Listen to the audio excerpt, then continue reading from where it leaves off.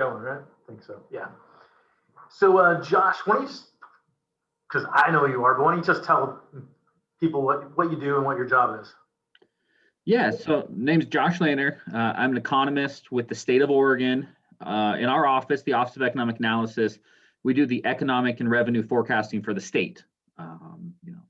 So we ultimately we tell the legislature and the governor how much tax revenue we think is going to come in. We don't tell them how to spend it, but ultimately we think the forecast is here for revenue, and then they go about allocating that and figuring out how they want to spend that on the needs and services they provide. Perfect. And I've seen you speak. You're a fantastic speaker, and I love your blog. I read your blog that comes out, your newsletter. So really well respected, and I appreciate you taking time to visit with me. So the reason I want to talk to you is because I read your blog about the forecast for the coming, wasn't really a forecast, but talk a little bit about the blog you just wrote about the upcoming, what you see in the next year to 2 years.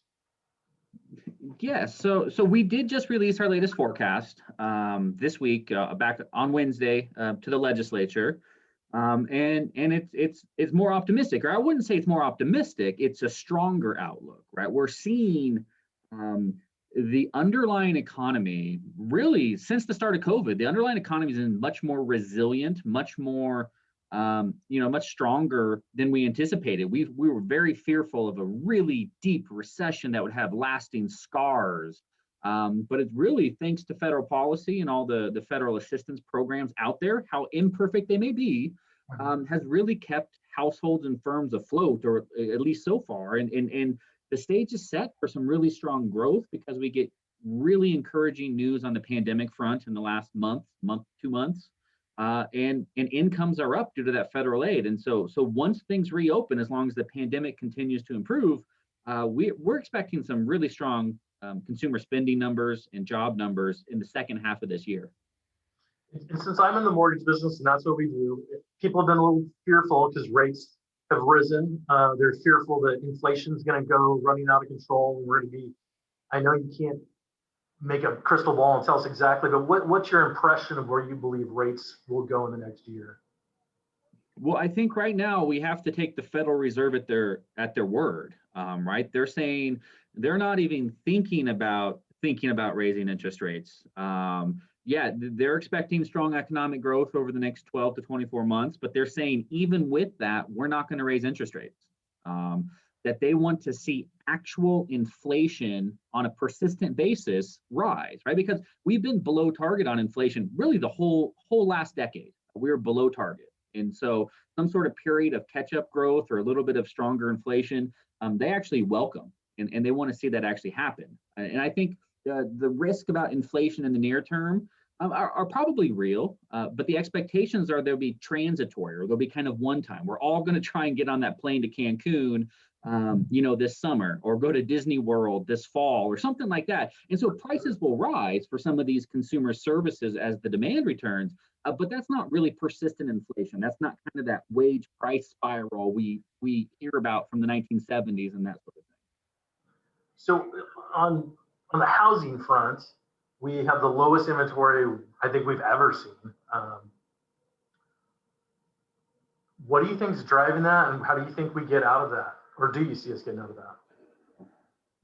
I don't. I guess that's a Freudian slip or something. So the inflows into the market, right? New listings, they are what they are. They're fairly steady. There was a brief drop last March and April, that shelter in place phase of the cycle. But other than that, new listings have been what they are. It's really the sales have been a little bit stronger that is driving that. It's not so much that new listings are down, it's that sales are a little bit higher. And so what's going to change those dynamics? I'm more likely to, I'd say we're more likely to see changes on the buying side than on the listing side in over the next 12 months. And that'd be my guess. So the dynamics, the better market balance will come from that, at least my hunch. Just because we're building, right? We're building, single family permits and new construction are up.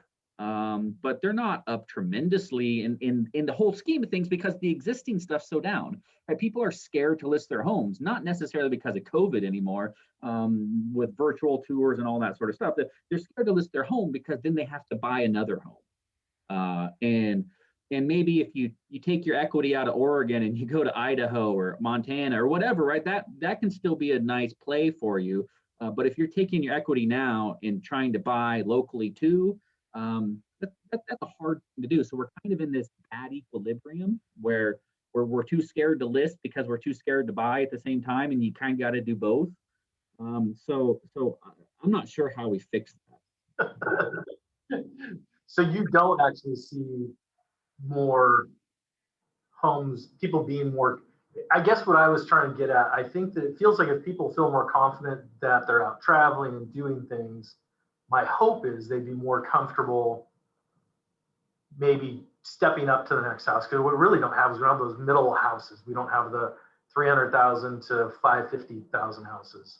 And so that was my thinking, that maybe if we get these people confident, we get the service industry back.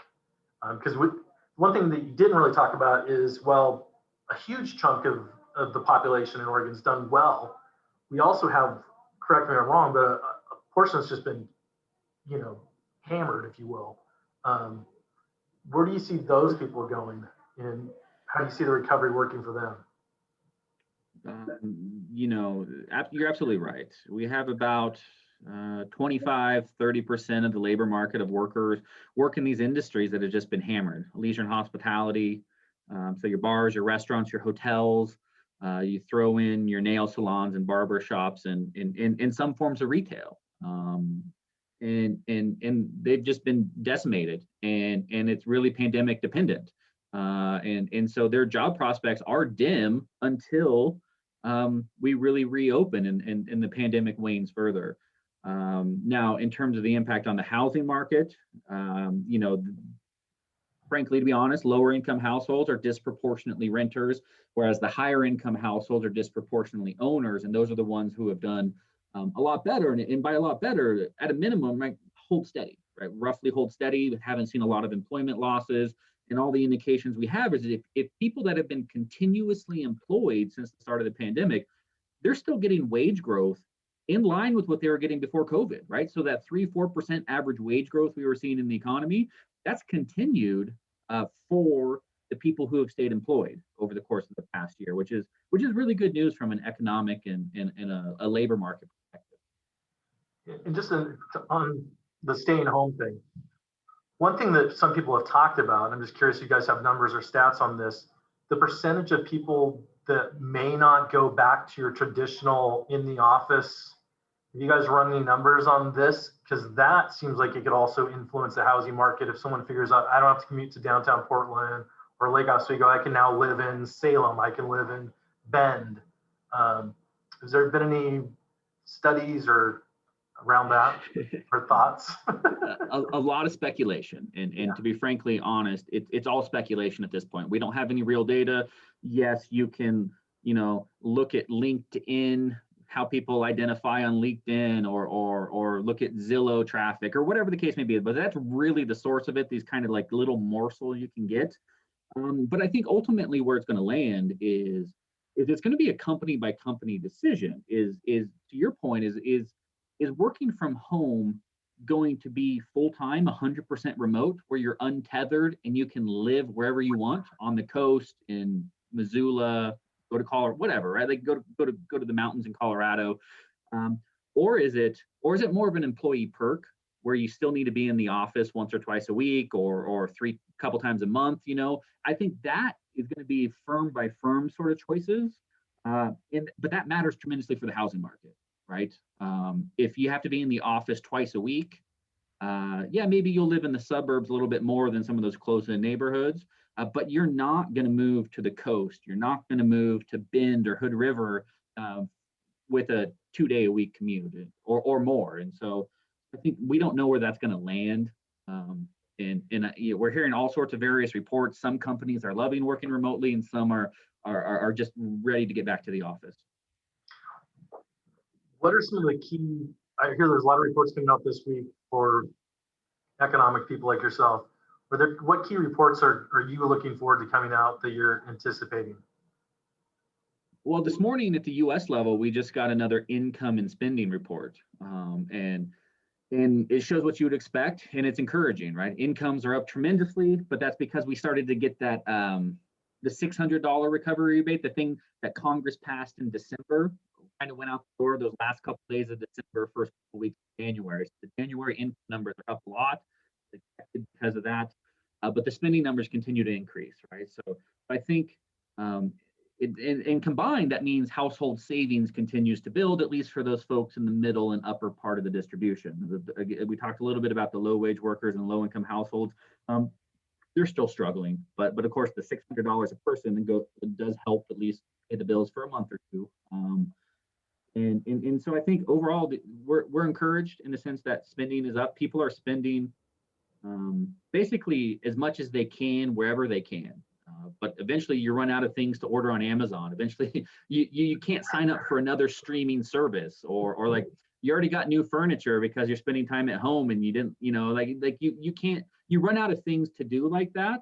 And so we're building up this savings because we're not going on vacations, we're not going out to eat, we're not doing happy hours, and we're not, getting our haircuts or anything.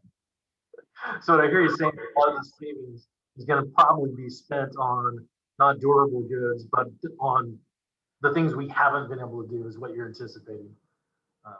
There might be some people that use that to upgrade to a bigger house. They've been saving.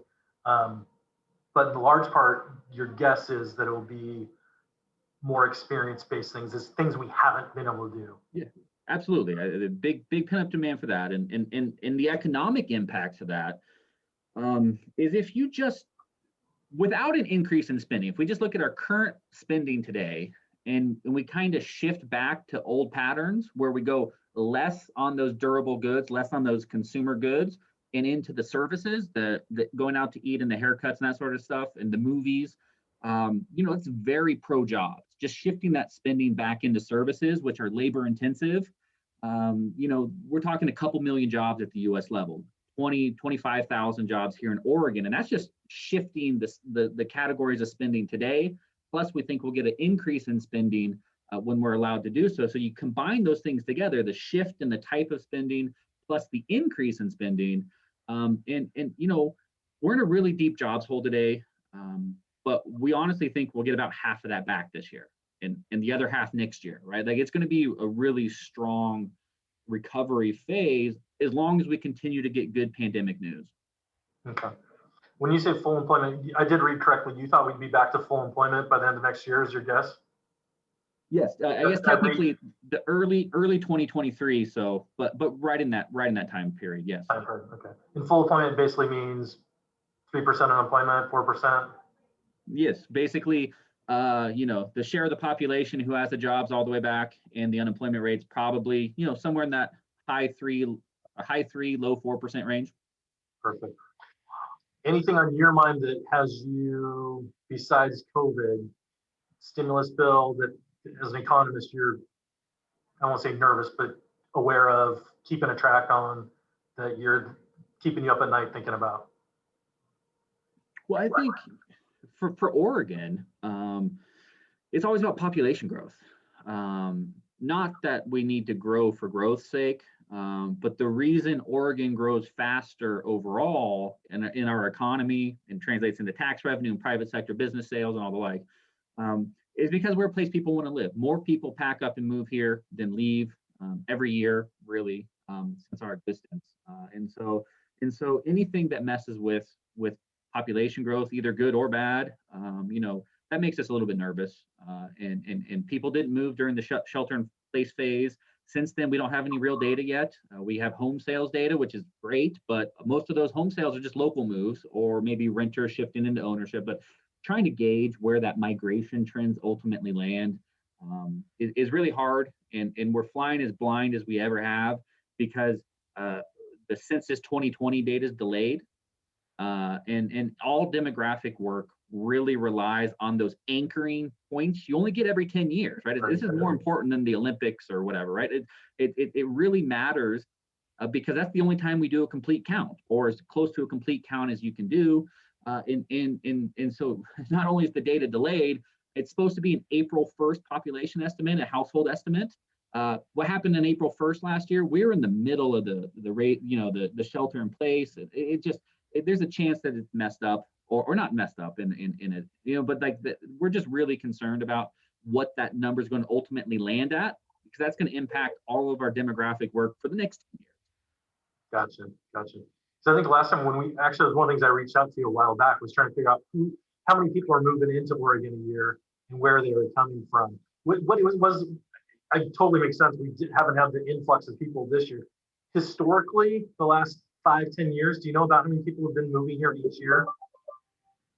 Yeah, so roughly, it's a cycle, right? Like migration is very pro-cyclical. So when the economy is really strong, there's a lot of job opportunities, migration ramps up. And then as the economy slows down, the migration slows down. So it's certainly very pro-cyclical, just like the overall economy.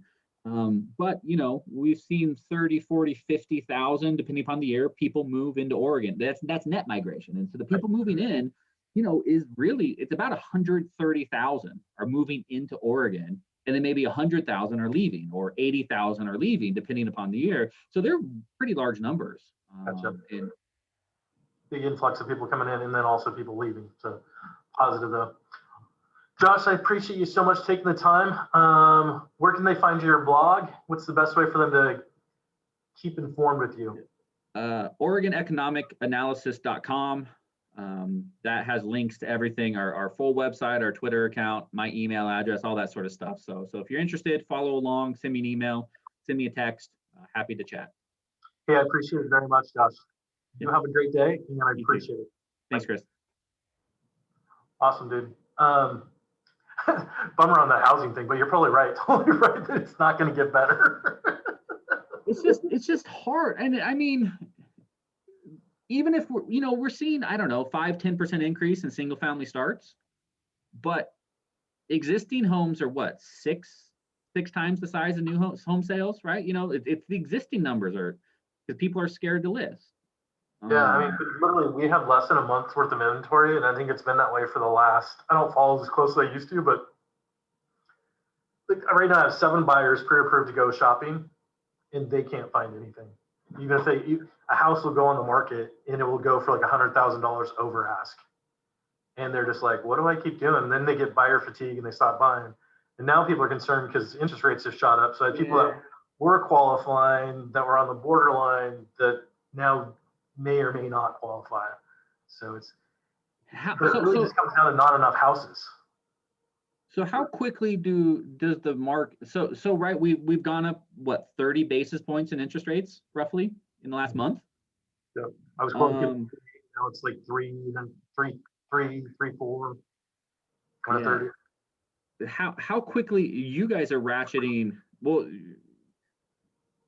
if you pre-approve somebody for $500,000 2 months ago and they're still shopping, do you proactively go tell them, hey, you can only buy 450 now, 475, or do they find a house and then when they're going through the official process again, that's when you find out it doesn't work?